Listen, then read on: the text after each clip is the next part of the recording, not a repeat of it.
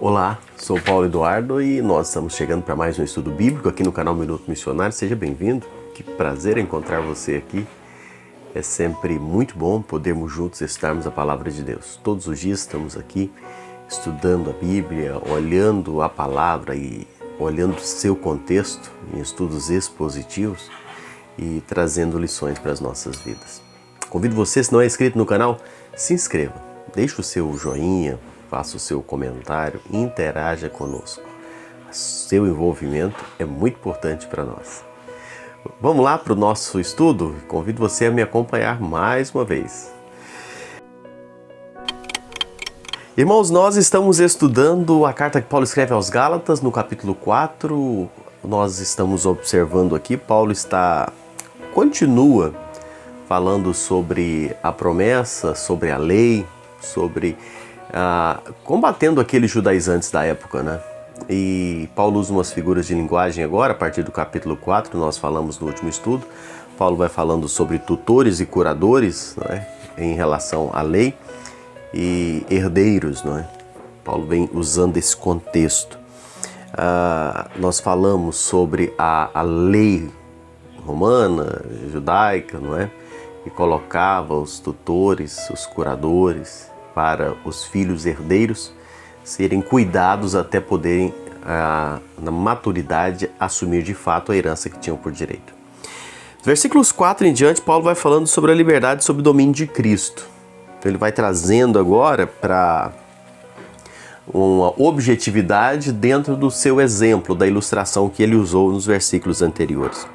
A idade, quando nós atingimos a idade adulta, dentro do exemplo que Paulo está usando aqui, foi quando Cristo veio e de fato nos trouxe a verdadeira liberdade. Porque Paulo vai usando, né? A lei nos deixou aos pés de Cristo, quando nós tomamos posse então da promessa dele, sem a necessidade mais de curadores ou de tutores. Sabemos e já falamos aqui que o papel da lei nunca foi de nos salvar. O papel da lei foi de nos conduzir até Cristo, de nos fazer entender que não merecemos, que não temos condições por nós e que precisamos de Cristo. Buscar salvação pela lei, já falamos aqui, é anular totalmente a graça, é escarnecer da cruz, porque pela lei nós não podemos ser salvos, já que a lei exige a santidade, ela exige ser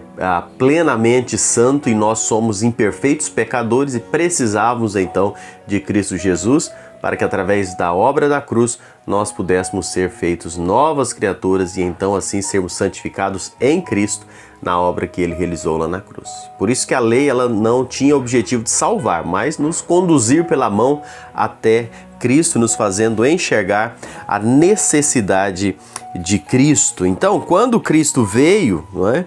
Quando veio o Filho de Deus, foi onde nós nos livramos dos tutores, dos curadores, no caso figurado pela lei.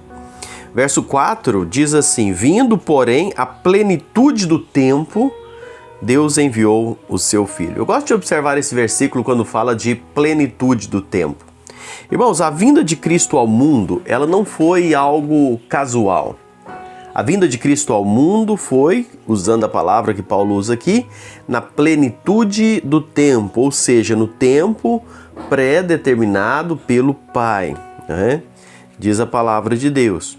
Deus preparou o mundo para a vinda do seu Filho. Irmãos, se você observar o momento da vinda de Cristo, foi tudo planejado, preparado por Deus naquela época específica da história.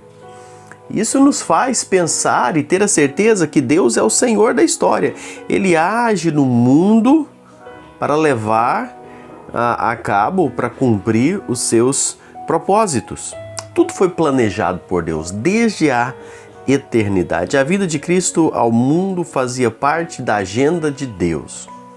A vinda de Cristo ao mundo não foi algo que aconteceu por acaso. A vinda de Cristo ao mundo fazia parte da agenda celeste de um calendário estabelecido pelo próprio Deus. Ou seja, onde marcava a conclusão da antiga era e que agora abria para uma nova vida, um novo tempo em Cristo Jesus. E aí Paulo usa a expressão plenitude do tempo. O que vem a ser isso? Deus preparou o mundo para a chegada do seu Filho. Olha o momento exato, quando Jesus nasceu. Os judeus ofereceram ao mundo as Escrituras, os gregos uma língua universal, os romanos as leis e as estradas, facilitando o trânsito rápido entre os mensageiros, entre espalhar a mensagem. Foi tudo preparado no tempo certo. Deus sempre age na plenitude do tempo. Louvado seja Deus por isso, não é? Deus age na hora certa, no tempo certo. A gente observa o versículo 4, a parte B, fala, não é? Quem é o Filho de Deus? Deus enviou seu Filho nascido de mulher. O Filho de Deus, o Senhor Jesus, ele é pré-existente, não é? Sabemos disso. Mas vale reforçar aqui, você sabe que antes de vir ao mundo, o Senhor Jesus já existia em glória eterna com o Pai. O Senhor Jesus não passou a existir, ele sempre existiu. A Bíblia diz que ele é o Pai da eternidade. Ele não foi criado, ele é o Criador. Ele não teve começo, sabemos que ele é a origem de todas as coisas. Com isso, o que nós dissemos? O Filho de Deus é totalmente divino. Ele é Deus, co-igual, co-eterno, co-substancial com o Pai. Deus de Deus, luz de luz, autoexistente, imenso, infinito, imutável, eterno, onipotente, onisciente e onipresente. Esse é, que Paulo diz, seu Filho nascido de mulher. Este que nem os céus dos céus pôde contê-lo, veio a este mundo e nasceu de uma mulher. Ou seja, ele entrou pela porta do nosso mundo através do nascimento. Usando as palavras do escritor aos Hebreus, ele fez-se carne. Ele vestiu a nossa pele, calçou a nossa sandália, tornou-se em tudo semelhante a nós, exceto no pecado. Hebreus 2,17, Hebreus 4 e versículo 15. Jesus, o Filho de Deus, mencionado por Paulo aqui, ele é perfeitamente Deus e também perfeitamente homem. É divino e é humano. Como Deus, Jesus não teve mãe. Como homem, não teve pai. Para ser o nosso Redentor, Jesus precisava ser Deus e homem. Ele precisava ser Deus para oferecer um sacrifício perfeito, de um valor infinito, e ele precisava ser homem para nos representar. Esse foi o objetivo da vinda do Senhor Jesus a este mundo, realizando a obra da nossa redenção lá na cruz do Calvário.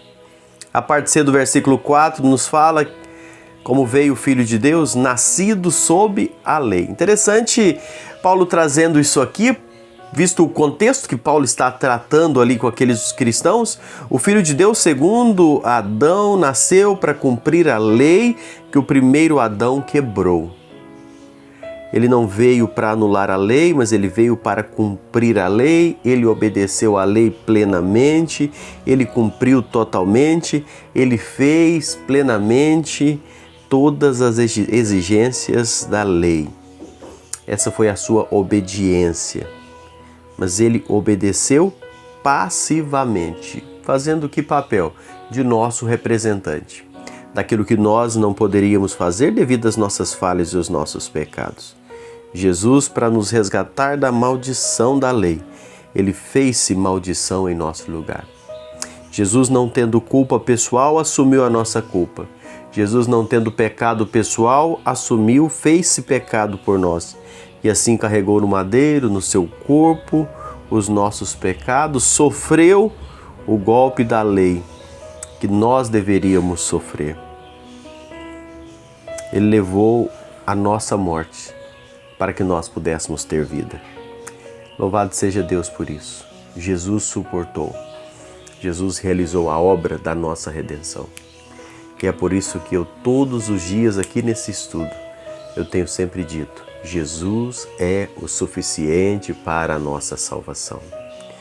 A obra da cruz é suficiente para que todo aquele que nele crê não pereça, mas tenha a vida eterna. Creia em Cristo Jesus. Viva a vida que ele veio para trazer. Deus, o controlador, o cuidador, o Deus que está no controle de todas as coisas, preparou na plenitude do tempo a vinda do Senhor Jesus para ser o nosso Senhor e o nosso Salvador. Louvado seja Deus por isso. Que Deus te abençoe grandemente. Espero você no próximo encontro aqui no canal Minuto Missionário.